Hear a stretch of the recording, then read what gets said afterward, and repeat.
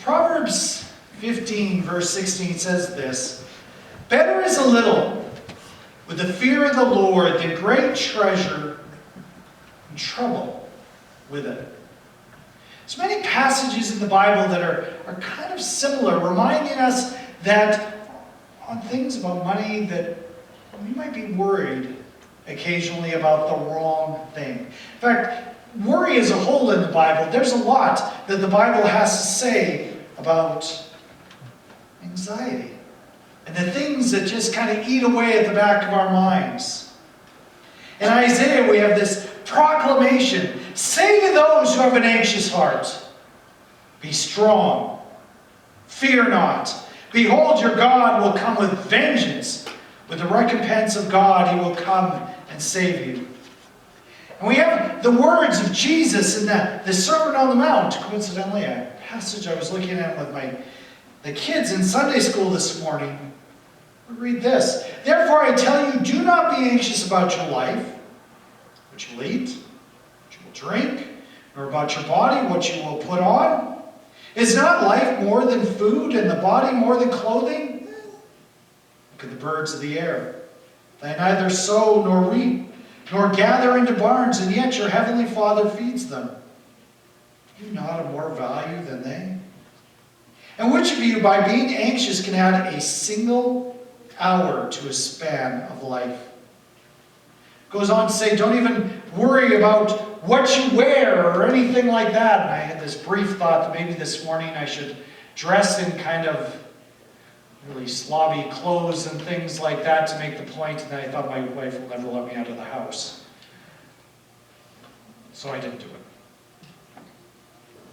Philippians chapter 4 says this: "Do not be anxious about anything, but in everything by prayer and supplication with thanksgiving may your requests be made known to God."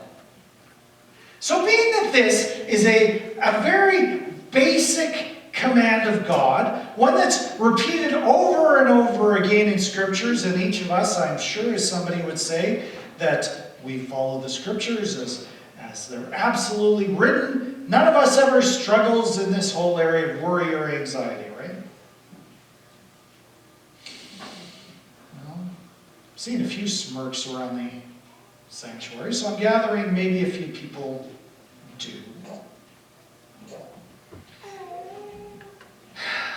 It's something we all kind of let creep into our lives at some point. It seems so simple. Keep anxiety far away. It seems so simple, and yet it seems to be a secret how to do it at the same time. I saw a picture not that long ago on the internet that I found amusing. I don't know anybody else would, but picture, secret bunker that way. So kind of somehow the way it seems that it seems so simple how to get there, and yet there's a secret to it that keeps it far away from us.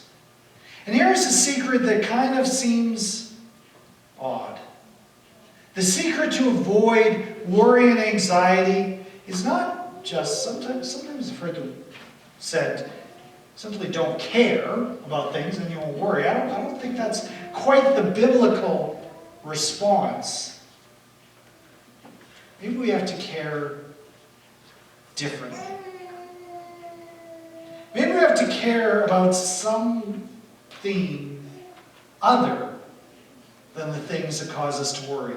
We're talking about finances through a 5-week series, and last week and again this week we're going to just be talking about redoing the focus of our hearts, redoing the focus of our eyes.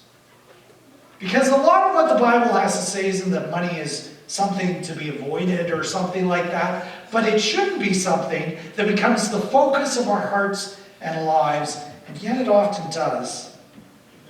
The 3 weeks after this, we're going to get a little more practical. I have no idea how next week's sermon is going to go. We're going to do something really different. I'm just going to take a whole huge chunk of Proverbs And if you know the Proverbs, they're just short little sayings. We're going to look at a big chunk of them. And so we're going to look at a whole lot of sayings of the wise when it comes to financial things. And then the week after that, we're going to talk about generosity. And the final week of this 5-week series, we're going to talk about how God looks at work and employment. And how those things are things that actually God has called us to do. So how to be content with that. But before we get to kind of some of the practical things in the next 3 weeks, we need to understand a little bit about where our hearts are focused, where our lives are focused, a base understanding of how the Bible views the way we look at money. And the bottom line is this: when we are worried, when we are anxious about things, that should be a little bit of an alarm bell going off in our hearts. A little bit of something saying, hang on here, you're not looking the right way. Now sometimes there's reasons where our worry suddenly spikes up. We're in danger. And God has put that in our hearts to kind of, get us ready. That something's going really wrong and we've got to prepare our heart. But there's a lot of times we're worried about things that are future, things that are not imminent, things that are not just maybe things that we shouldn't be worried about. And when that's happening within our hearts, maybe that is a sign that something isn't quite right with our hearts. We need to understand worry and maybe a feeling that somehow I'm missing out on life or something in life that's showing me that my heart is focused the wrong way. Because what I should want passionately are the things of Jesus, the things of God. I read this week that sometimes we have a choice between worry and worship, because it's hard to do both at the same time. We're coming to Hebrews chapter 13. I'm going to start reading verse 5, where it says this: keep your life free from love of money, and be content with what you have. For he said, I will never leave you, nor forsake you. So we can confidently say, the Lord is my helper. I will not fear. What can man do to me? I've seen one of these verses out here often. I'll never leave you nor forsake you. But it's very rarely I've seen it in its context. That it's a verse about finances and worry. Keep your life free from love of money. Actually, you go into the Greek. I'm going to occasionally use the Greek today. I know some people love that and some people it drives them crazy when I go too far into this.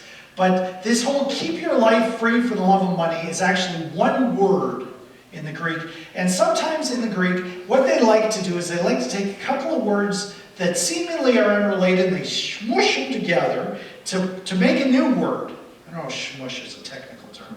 But that's kind of what they want to do. And literally, it takes some words, not loving silver. It's interesting to pick silver. May that be the focus of your life, not loving. I like that phrase, not loving silver. Within the context of this whole passage, it's interesting because Hebrews is a theological story, the first 12 chapters. It is who Jesus is and our relationship that we have with him. It is the story of how faith connects us with God and with one another in a deeply spiritual way. And the author of Hebrews, we don't actually know who wrote this book, but the person who's writing this book is writing to a hurting people and showing them how in the past you may not have had the right to approach God with your problems, but now,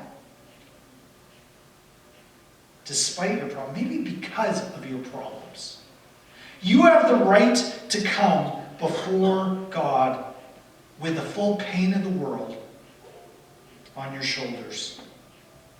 That we can approach a holy God in faith, and we will find His great glory.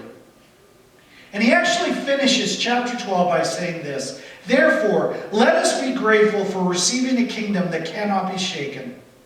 And thus, let us offer to God acceptable worship with reverence and awe, for our God is a consuming fire." And then in chapter 13, he turns to ways that we either miss this because something's blocking our view, or showing us ways in which we can see God better. So he starts off with the positive ways we can see better. And I read that a little bit earlier. He talks about hospitality. He talks about caring for those who are in crisis moments. He says those things help us see God more clearly. But then he turns towards a couple of things that keep us from seeing God clearly. First isn't actually about finances. He says, quite literally, let us not defile the marriage bed. He's talking about ways of saying that we need to honor marriage and sexual purity. The idea of one partner not running around looking for something that we might think we're missing. Something that we might think is better out there. This has to do with the discontented heart. The discontented heart. He's saying to people that it's really easy to always think that the grass is greener somewhere else. That if just something in my life were better, something that I might think everybody else has but me, that if I could just get this one thing, maybe everything else would just fall into place. That my life would just be perfect if I could just get this one thing that everybody else has. And he starts by saying, marriage. That sometimes we might look and say, if I just had this in my partner, if I just had it, maybe something that fulfills me in some way that I don't think I have right now, everything would be better. And really, he's not just talking, when he talks about the marriage bed, just talking about having an affair. This day and age, it is really easy to pursue a fantasy life that is not healthy. We live in a day where pornography is readily available, where there's all kinds of distracting romance stories out there. Fill in the blank with a bunch of other things. And they're things that are designed to make you wonder if you have enough. That maybe there is something better out there for you. And it's easy to fall into a trap. And he immediately jumps from that to finances. That is not the only time where we see having marital fidelity and finances combined. Think way back to the Ten Commandments. The last of the Ten Commandments goes like this: you shall not covet your neighbor's house. You shall not covet your neighbor's wife, or his male servant, or his female servant, or his ox, or his donkey, or anything that is your neighbor's. See, both have to do with the fact that we can immediately feel that I am missing something. And I'm going to tell you, when we feel that we are missing something, the thing that we are ultimately missing is God. It is divine. Instead, he calls on us to find contentment. And it is really hard to be content in an age that is discontent. It is easy to find ourselves in conversations of complaint, isn't it? In fact, it is really easy to start conversations complaining. Maybe it's even the way we talk to ourselves. Our self-talk is complaining. I was thinking about this not that long ago, and it struck me, somebody comes, and they come to me and they have a complaint. They have something that's bothering them. Or they go to somebody else. It doesn't have to be me. It goes to anybody. And they come and they say, here is something that either went wrong or is bothering me or something like that, a complaint. Usually, when they come like that, they've got a point. But if somebody comes and they have a laundry list of complaints, it's not just one thing, it's like a dozen. I have a problem with this. Do you know what the problem is? Probably not yours. The problem is theirs, because they're looking for things to be wrong. If somebody can come up with that long a list, it's because they're trying to find things wrong in this world. They're trying to find things wrong with you. Why? Boosts their self-esteem and makes them feel that they're not missing out on as much stuff because you got bigger problems than they do. When somebody comes to that long laundry list, it's a sign of discontentment. And you know what? That is everywhere in our world. Last week we talked about our focus being on eternity. You know what is true in these verses? We have something quite remarkable in that quotation that's in the middle of the screen there. I will never leave you nor forsake you. We have a weird thing in English. It started only about 100 years ago. It has to do with double negatives. If you don't know what I'm talking about, don't worry about it a whole lot. But it's a grammar thing. What a double negative is? It's where you say something like, I will not never do this. And somehow we've turned that into, well, that means I'll do it. Most languages are not like this. Most languages, you've got double negatives. It means emphasize. I am really never going to do this. Well, this phrase up here, I will never leave you nor forsake you. Greek, when it does a double negative, it means that's really true. Do you know what it's here? We don't see this in the English because it just doesn't translate. It's a quintuplet negative. There are 5 negatives in this verse. You could almost put it like this.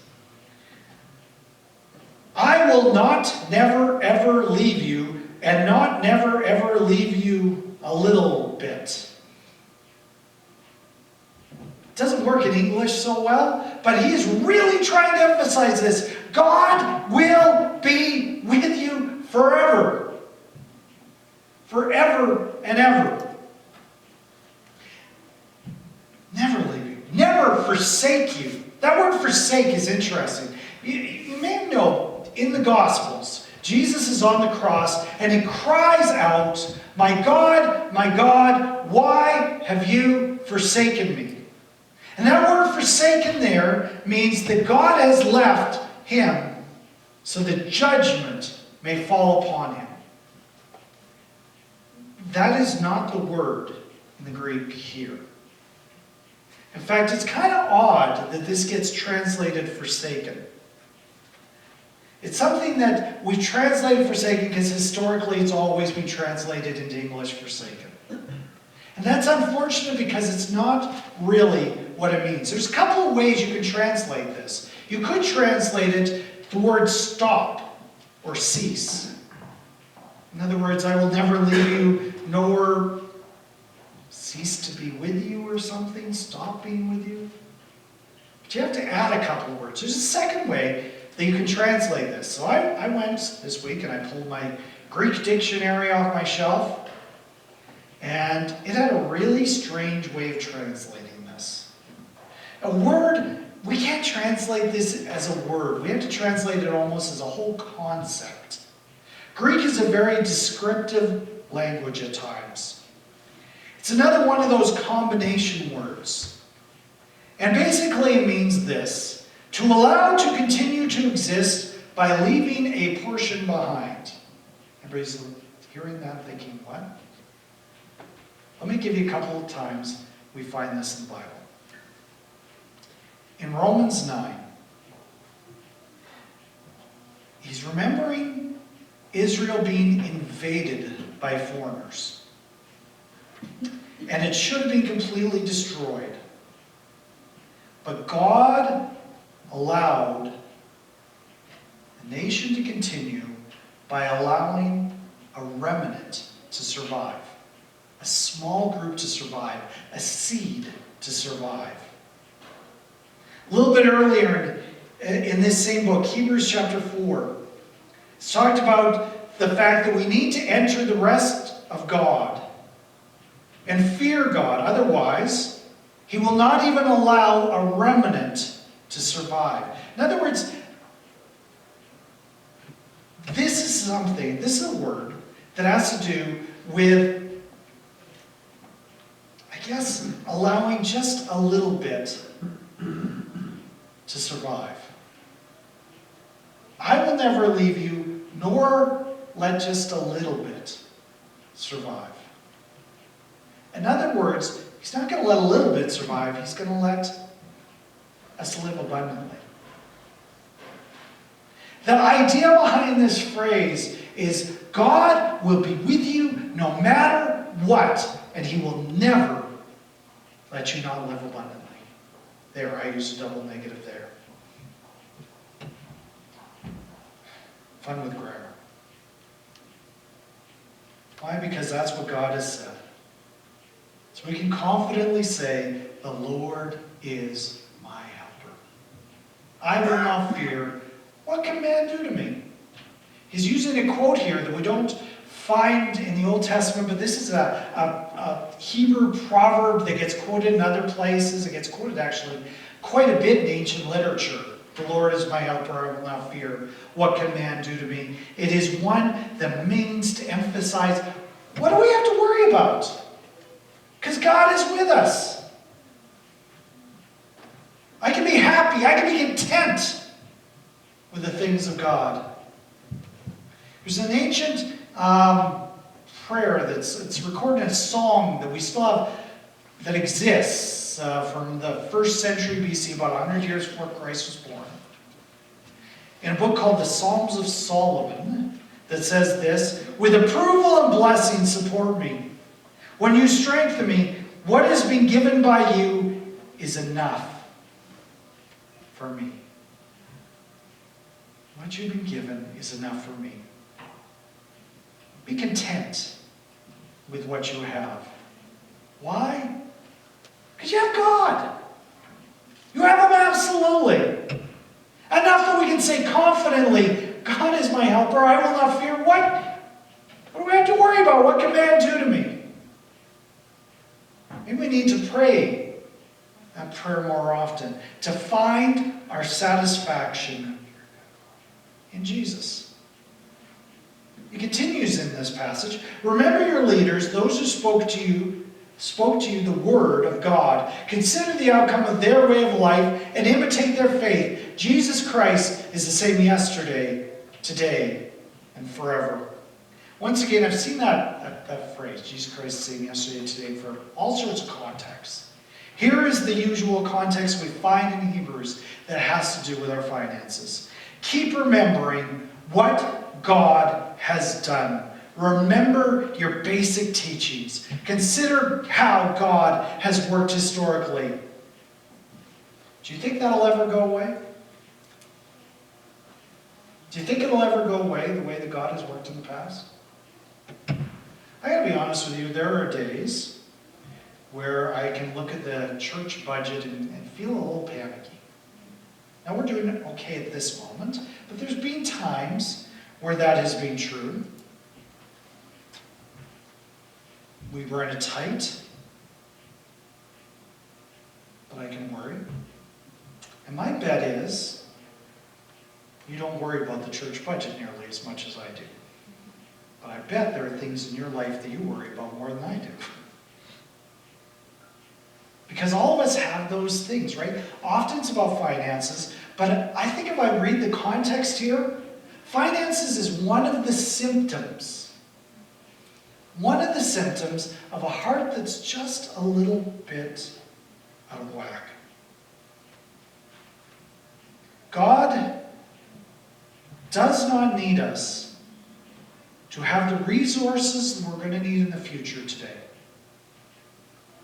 That's a concept that was originally written by a man named George Mueller. You may have heard that name at some point. George Mueller was famous a long time ago. He was a German teacher and theologian who moved to England and started to run a group of orphanages. In fact, during his time running orphanages in the late and mid-1800s, over 10,000 orphans became his responsibility. 10,000. Imagine having 10,000 kids. A little daunting, eh? Think it would cost a little bit? Did. Actually, it cost a lot of money to raise 10,000 children. Much more than he ever had. And he wrote a number of books about his experiences. And he talked about the fact that he was always on the edge of bankruptcy. Always. And yet, God always supplied. He would talk about stories about basically he would be walking up to a creditor, going to ask for help.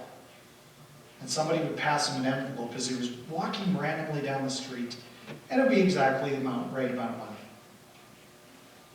Not once, not twice, over and over and over and over and over again.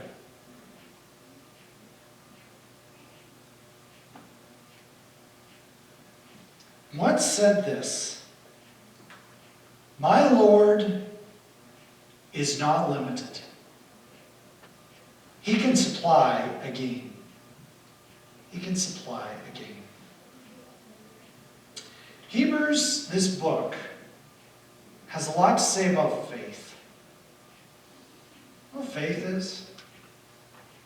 It is a response to the faithfulness of God. When I doubt or when I question what God is doing, do I really see the fact that we have a God who is outside of time, has not changed, and has promised to supply all my needs? See, God knows what I need when I will need it. And I respond to that God with my belief. It's not just about money, it's about believing in a God who has everything for us. Just a little over a week ago, I got a phone call, and it was from the owner of our grocery store here in town. And sometimes he's a little hard to understand because there's a strong accent there. But they're running a contest right now, and if you win the biggest prize in the contest locally, you get to go on this 60-second shopping spree. You've seen it. I'm not here to advertise the shopping spree. I'm here, or Viking AG Foods at all, I'm here to talk about experience there. That he started talking and asking me a question, and I've got to be honest, for a moment there, I thought he was telling me I had won the shopping spree. It wasn't. It was basically he wanted somebody trustworthy to pull the name of who won the shopping spree, and thought a pastor was a good idea. So this Thursday I get to pull the name of who wins the shopping spree, and we've talked about this. We really hope I don't pull my name because it's in there. Anyways, the odds are very slim. But I gotta tell you for a second there, oh man, that sounds pretty exciting. I won big. I didn't, but I felt that I won big. You know, and you can see how some people fall into some traps pretty quickly. Do you know why lotteries and casinos do really well? It's because those who play them feel that it is my turn. It is my turn to win. and the excitement grows up. Basically, I'm owed a win. Think you're owed a win ever? Do you think you're ever owed something better? And God comes along and says, you know what? Don't worry about the things of this world. Turn to me. Discover the God of eternity. What does the world owe you? Nothing. We know that in our heads, but somehow we can feel that. And that's why Hebrews starts to bring out these ideas of lust and these ideas of finances and says, do you know what? Rather than feeling that you're owed something, rather than thinking that the things that you worry about are things that should be different because you're owed something better, turn your heart towards the things of God. I said last week that finances are a gauge for our spiritual lives. How are we doing? Is to focus on what I feel that I am owed, on what I deserve in this life, or on what I think I'm missing out on? Or is it on what I have, what I am blessed with, and what God has done for me and I do not deserve? For just a minute, I want to switch texts. 2 Corinthians chapter 12 says this. But he said to me, my grace is sufficient for you, for my power is made perfect in weakness. We're finished. We'll put this in its context.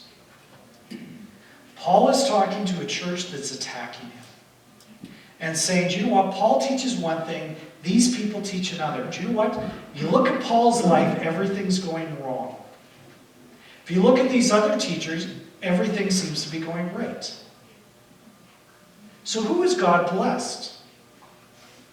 The one who everything's going right for? Or Paul, who appears everything's going wrong? And he says, yeah, these folks over here, they can boast about how everything's going right. He says, you know what? I can boast all the more. You see, you put me in this category because people attacked me and I was nearly killed. But I got a glimpse of eternity through that. When everything went wrong, I got something good. He says, but I shouldn't boast. He says, yeah, things have gone wrong.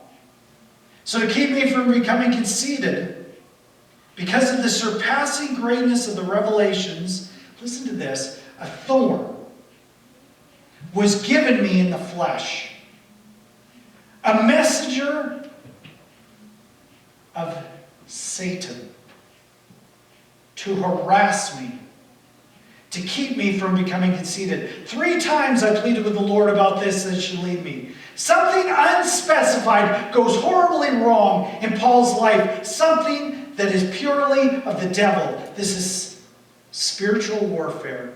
It is harassment of the devil.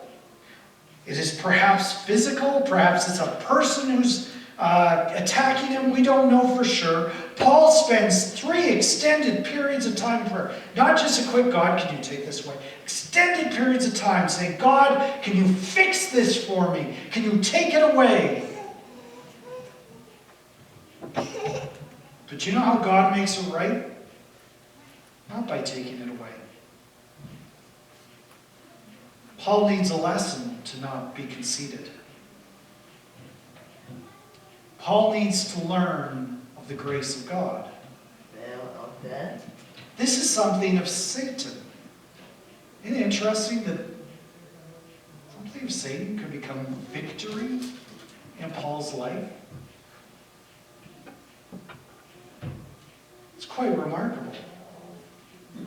That something that Satan was doing in Paul's life becomes a lesson that makes him grow. Everything is going wrong. Now we tend to think, if everything's going right, that's God's blessing, right? Paul says, hey, I'm under the attack of Satan, and it's not defeat. Why? Because he learns God's grace is sufficient. My power is made perfect in weakness. Therefore I will boast all the more gladly of my weaknesses, so that the power of Christ may rest upon me. For the sake of Christ, then, I am content with weaknesses, insults, hardships, persecutions, and calamities. For when I am weak, then I am strong. There are a lot of calamities in this room right now. Just looking around, I know. It may be from Satan. And it may be God's way of saying you need to discover strength in weakness. Because here's what God does. He gives us what we need. We may not even know what we really need. We may not understand in this world why God has allowed this to happen, but the victory exists within Jesus. And what I may see as disaster, what this world may see as disaster when things go wrong, may lead to worry, it may lead to panic, but for believers, it probably shouldn't, because our reaction should be different than this world's. Because we find victory. The world may condemn. I may sit around and worry. But God shows His victorious power. You want the secret for worry?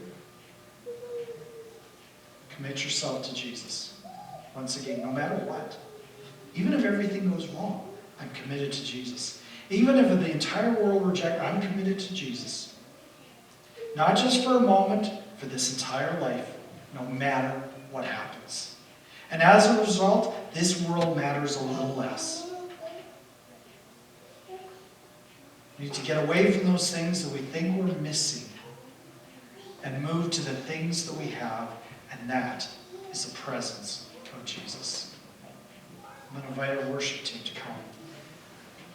Lead us in a song, hymn number 504, as we sing the testimony of what God has done.